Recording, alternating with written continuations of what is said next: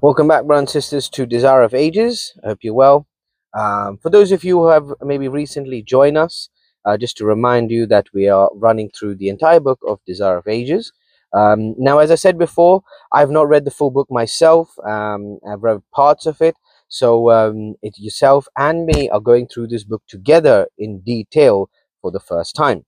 So we're on chapter 7 now. We so far covered God with us, chapter 1, chapter 2, chosen people, chapter 3, the fullness of time, chapter 4, unto a savior, chapter 5, the dedication, and chapter 6, which was the last one we have seen, a star, which was the wise men following the star from the east, which then led them to Jesus Christ in Bethlehem in a manger.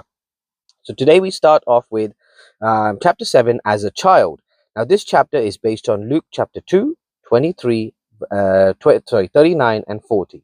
Chapter 2, 39 and 40. So the childhood and youth of Jesus was spent in a little mountain village.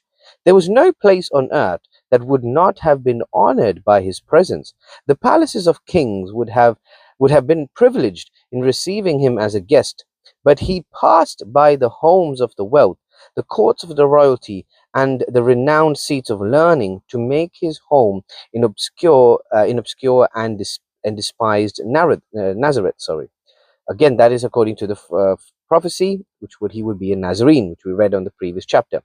Wonderful in its significance is the brief record of his earlier life. The child grew and waxed strong in spirit, filled with wisdom, and the grace of God was upon him. In the sunlight of his father's countenance, Jesus increased in wisdom and stature and in favor with God and man. Luke 2:52.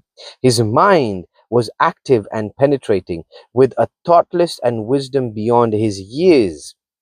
Yet his character was beautiful in its symmetry. The powers of mind and body developed gradually, in keeping with the laws of childhood. As a child, Jesus manifested a peculiar loveliness of disposition.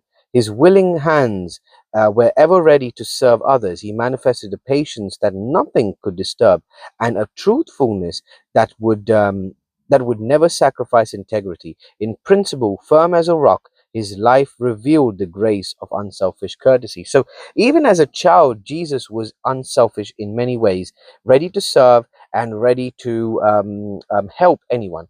Brothers and sisters, this is a very, very good example on how we ought to raise our children. We ought to raise our children in the knowledge and the wisdom of God, that they also may be mentally sound and physically strong, ready to help, ready to be a witness to God, and ready to serve others in drawing many people to Christ. See you on the next study.